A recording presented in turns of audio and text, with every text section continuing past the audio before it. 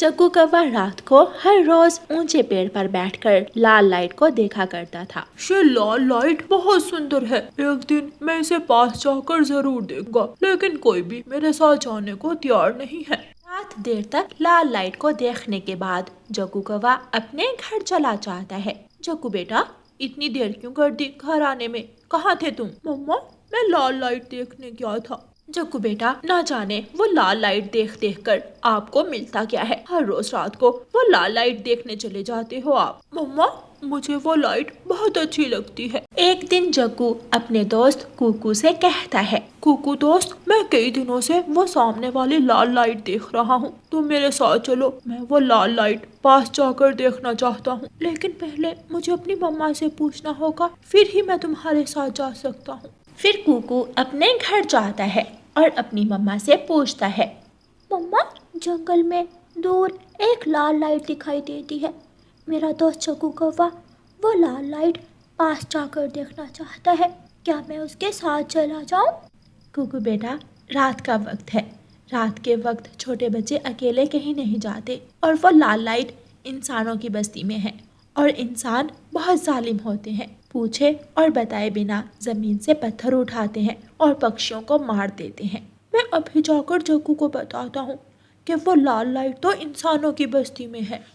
कुकू जल्दी से उड़ता हुआ जग्गू के पास जाता है। जग्गू, मैं तुम्हारे साथ वो लाल लाइट देखने नहीं जा सकता, मम्मा ने बताया है कि वो लाल लाइट इंसानों की बस्ती में है और इंसान बहुत जालिम होते हैं, लेकिन मैं जाऊंगा, मैं वो लाल लाइट देखने जरूर जाऊंगा।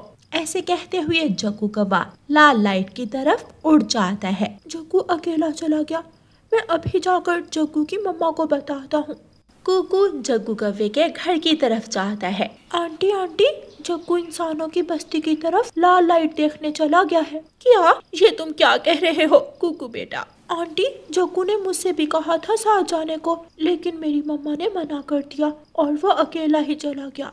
गौरी कौवी जल्दी से अपने घर से निकलती है और कुकू को साथ लेकर रानो चिड़िया के पास जाती है। रानो, मुझे तो कुकू ने बताया है कि जग्गू लाल लाइट देखने चला गया है। कुकू बेटा, क्या आपने जग्गू भाई को मना नहीं किया था? किया था मम्मा। जग्गू कौवा तो बहुत तेज उड़ रहा था, वो अपने जंगल से बाहर निकल जाता है। सामने कहीं कहीं इंसानों के घर थे। जग्गू कौवा उन घरों के ऊपर से होता हुआ आगे बढ़ता है। रोशनियां बढ़ जाती हैं और फिर जग्गू को एक तरफ वही लाल लाइट दिखाई देती है। जग्गू उस तरफ उड़ता है। आखिर जग्गू उस लाल लाइट के पास पहुंच जाता है। वो एक कंपनी का टॉवर था और टॉवर के ऊपर लाल लाइट लगी हुई थी। जग्गू कौवा पास बैठकर बहुत हैरानी से लाल लाइट को देख रहा था। ये बहुत ऊंचाई में है, इसीलिए ये लाल लाइट मेरे जंगल से दिखाई देती है। जग्गू बैठा हुआ था कि एक पत्थर अचानक आता है और आकर सीधा जग्गू कौवे के पंख पर लगता है। जग्गू गिरता है और नीचे एक बिल्डिंग की छत पर गिर जाता है। अंधेरा भी था, इसलिए जग्गू किसी को दिखाई नहीं देता। गौरी कौवी और रानो चिड़िया भी उड़ती हुई लाल लाइट के पास पहुंच जाती हैं। मम्मा, मम्मा, मेरे दर्द हो रहा है। मम्मा, इंसान ने मारा, ये इंसान ने पत्थर मारा है। गौरी, लाल लाइट तो यही है जो हमारे जंगल से दिखाई देती है, लेकिन जग्गू तो यहाँ नहीं है। शायद जग्गू किसी दूसरी लाइट की तरफ चला गया हो। जग्गू, जग्गू बेटा, कहाँ हो? रानो चिड़िया जग्गू को आवाज देती है। जग्गू कौवा भी आवाज सुन लेता है। मम्मा, मम्मा, मैं यहाँ हूँ, मैं यहाँ छत के ऊपर हूँ। गौरी कौवी और रानो चिड़िया जल्दी से वहाँ जाती हैं। जग्गू, मेरा जग्गू, क्या हुआ है बेटा? मैं वहाँ बैठकर लाल लाइट देख रहा था कि किसी ने पत्थर मारा और मेरा पंख घायल कर दिया। मैंने समझाया था आपको बेटा कि इंसान बहुत जालिम होते हैं। जालिम इंसान? मेरे बेटे ने तेरा क्या बिगाड़ा था? वो बच्चा तो लाल लाइट देखने के शौक में यहाँ आ गया और जालिम, तूने मेरे बेटे का पंख ही तोड़ दिया। चल जग्गू बेटा, चले, आज के बाद हम कभी भी इंसानों की बस्ती की तरफ नहीं आएंगे। इंसान बुरे हैं, इंसान जालिम है, इंसान पत्थर मारते हैं। फिर गौरी कव्वी और रानो चिड़िया जग्गू कव्वी को लेकर वहाँ से वापस चली जा रही हैं। प्यारे दोस्तों, इस कहानी को लाइक, अपने दोस्तों के साथ शेयर और चैनल को सब्सक्राइब करना बिल्कुल मत भूलना। आपका धन्यवाद। रानो चिड़िया की ऐसी कहानियाँ सुनने के लिए YouTube सर्च बार में रानो चिड़िया की कहानी लिखें या फिर ये बटन दबाकर बोलकर कहें रानो चिड़िया की कहानी। जग्गू कौवा बहुत कमजोर हो गया था। वो दूसरे बच्चों के साथ खेलने घर से तो चला जाता, मगर किसी पेड़ के नीचे जाकर बैठा रहता। वो बच्चों को खेलते हुए देखता रहता। जब भी स्कूल में छोटे पक्षियों के उड़ने की रेस होती तो जग्गू हमेशा हारता था, क्योंकि वो कमजोर होने की वजह से थक जाता था। वो कमजोर इसलिए था कि वो कुछ भी नहीं खाता था। जो भी खाने की चीज होती वो उसमें नुक्स निकालता। जग्गू, जग्गू बेटा, लो तेरे पापा फल लेकर आए हैं, फल खा लो।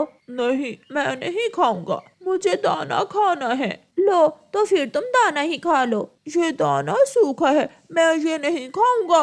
वो बच्चा था, मगर उसके मम्मा पापा कालू कौवा और गोरी कव्वी उससे भी बड़े बच्चे बन जाते थे। जग्गू के पापा, एक बार आना, देखो जग्गू फल नहीं खा रहा। कालू कौवा जग्गू का पापा दौड़ा दौड़ा आता और डंडा उठाकर उसे मारने लगता। खा, जल्दी से खा, तेरा बाप भी इस फल को खाएगा। आज मैं सीधा कर दूंगा तुझे।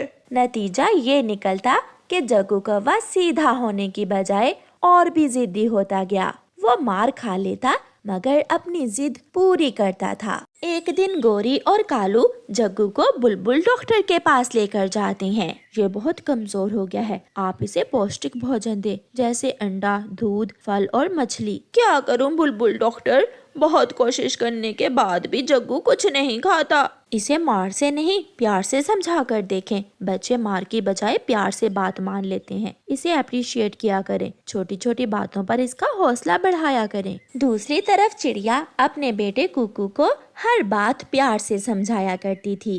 मम्मा, मैं चने का दाना नहीं खाऊंगा। कुकू बेटा, जो बच्चे चने का दाना नहीं खाते वो कमजोर हो जाते हैं। जब मैं छोटी सी थी तो मैं भी ऐसे ही जिद किया करती थी, मगर जब मैं बीमार हुई तो पूरे 5 टीके लगे मेरे। नहीं नहीं मम्मा, मैं तो मजाक कर रहा था, मैं सब खा लूंगा। चिड़िया ऐसे प्यार से अपने बेटे को समझाया करती थी। लो जग्गू बेटा, उबला हुआ अंडा खा लो। बुलबुल डॉक्टर ने कहा है कि तुम हर रोज उबला हुआ अंडा खाया करोगे। मुझे अंडे से बू आती है, मैं अंडा नहीं खाऊंगा, नहीं खाऊंगा, नहीं खाऊंगा। देखती हूँ तू आज अंडा कैसे नहीं खाता। जग्गू के पापा, आना एक बार, देखें जग्गू अंडा नहीं खा रहा। कालू कौवा गुस्से में आता है और जग्गू को मारने लगता है। कालू कौवा जग्गू को लटाकर उसके ऊपर बैठ जाता है। खोल खोल अपना मुंह, मैं तेरे मुंह में ये पूरा ही अंडा डालूंगा।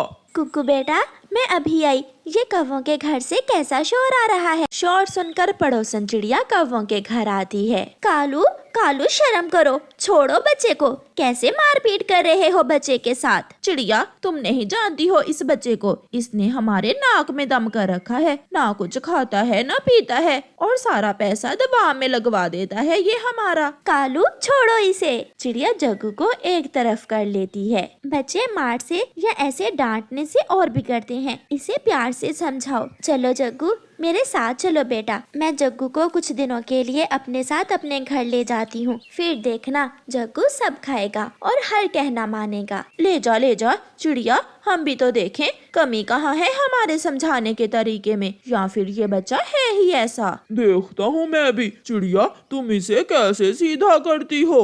चिड़िया जग्गू कौवे को अपने साथ अपने घर ले जाती है। जग्गू बेटा, चुप कर जाओ बेटा। मम्मा पापा हमेशा मारते हैं, कभी अंडा ना खाने पर और कभी दाना ना खाने पर।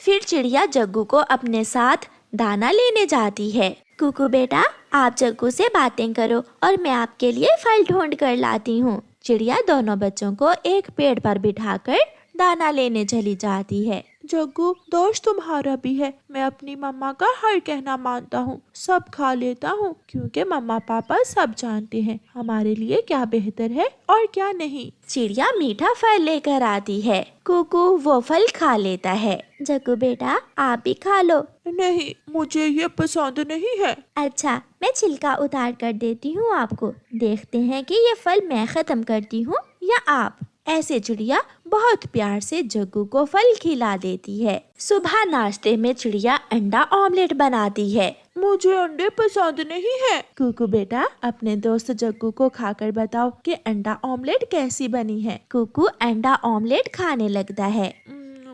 बहुत बहुत स्वादिष्ट। वाह वाह, मिर्ची वाली अंडा ऑमलेट बहुत स्वादिष्ट है। ये देखकर जग्गू कौवा भी अंडा ऑमलेट खा लेता है। जो चीज जग्गू को पसंद ना होती वो चिड़िया उसे प्यार से समझाकर खिला देती थी। आहिस्ता आहिस्ता जग्गू सब खाने लगा था। वो तो अब उबला हुआ अंडा भी खाने लगा था। फिर चिड़िया जग्गू को उसके मम्मा पापा के पास ले जाती है। गोरी और कालू, मैं ना कहती थी आपका जग्गू को समझाने का तरीका गलत है। अब जग्गू बेटा सब खाएगा। मम्मा मम्मा, क्या घर में उबला हुआ अंडा है? ये सुनकर गोरी और कालू हैरान हो जाते हैं और चिड़िया से अपनी गलती मानते हैं।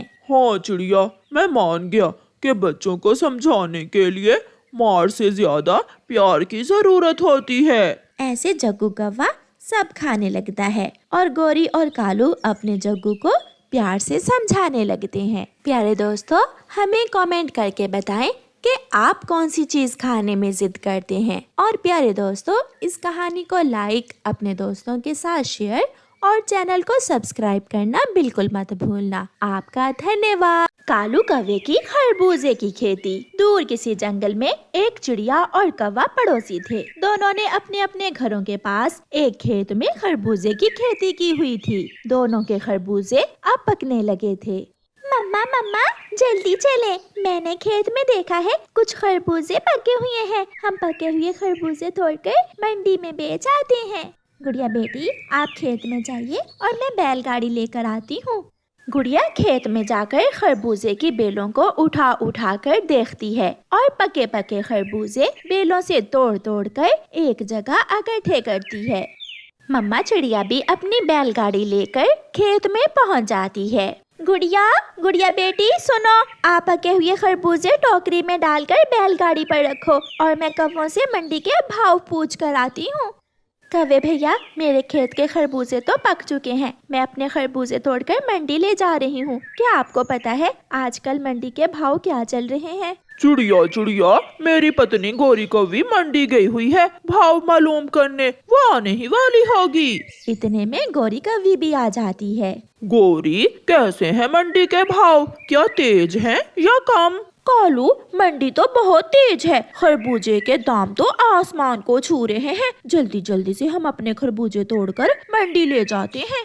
फिर तो मैं भी अपने खेत से सारे ही पके हुए खरबूजे तोड़ लेती हूँ। चिड़िया जाती है और गोरी कौवी हंसने लग जाती है। कालू कालू, मंडी तो बिल्कुल बैठी हुई है। बहुत कम दाम है खरबूजों के। चिड़िया के खरबूजे बहुत सस्ते दामों बिकेंगे। तो फिर तुमने चिड़िया के सामने झूठ क्यों बोला था? इसलिए कि चिड़िया बेचेगी सस्ते दामों अपने खरबूजे और हम बेचेंगे महंगे दामों। कैसा? इसलिए मैंने चिड़िया के सामने झूठ बोला था। गुड़िया बेटी, अच्छा ही हुआ जो हमने खरबूजे तोड़ लिए। मंडी भी तेज है, अच्छा मुनाफा होगा हमें। फिर गुड़िया और उसकी मम्मा अपने खरबूजे बैलगाड़ी पर लादकर मंडी ले जाती हैं। इन दिनों मंडी में खरबूजे की मांग बहुत कम है, इसलिए चिड़िया, मैं ये खरबूजे 500 से ज्यादा मैं नहीं खरीद सकता। कबूतर भैया, मांग कम है खरबूजों की, फिर उन दुष्ट कौवों ने मुझसे झूठ क्यों बोला? चिड़िया कबूतर की दुकान से आगे जाती है। नाना चिड़िया, मैं ये खरबूजे नहीं खरीद सकता। मंडी में खरबूजे का कोई खरीदार नहीं है। चिड़िया निराश होकर और आगे जाती है। वहाँ एक चील बैठी हुई थी। चिड़िया, मैं अपने खरबूजे दूसरी मंडी जाकर बेचती हूँ, इसलिए मैं तुम्हें 100 रुपए ज्यादा दे सकती हूँ। 600 रुपए से ज्यादा नहीं दूंगी। अम्मा, अगर हमने अपने खरबूजे ना बेचे तो सारे खरबूजे खेत में ही गल सड़ जाएंगे। ज्यादा ना सही, थोड़ा ही सही, मुनाफा तो मिल रहा है। हाँ बेटी, ऐसा ही है। फिर गुड़िया और उसकी मम्मा अपने खरबूजे चील व्यापारी को बेचकर पैसे लेती हैं और घर जाती हैं। दूसरे दिन कौवा और कौवी खेत में बैठे हुए थे। चिड़िया उनके पास जाती है। गौरी, तुमने तो कहा था कि मंडी बहुत तेज है। मैंने तुमसे मजाक किया था ताकि तुम्हारे खरबूजे कम दामों में बिके। गौरी, तुम जो भी कर लो, मुझे मेरे भाग्य का मिल ही जाएगा। भूखी बुलबुल कौवों के पास आती है। कौवे कौवे, मैं भूखी हूँ, मुझे एक खरबूजा दे दो। ना ना, चलो चलो भाग यहाँ से, ये कोई मुफ्त का माल नहीं है। तेरे खरबूजे खेत में ही सड़ेंगे।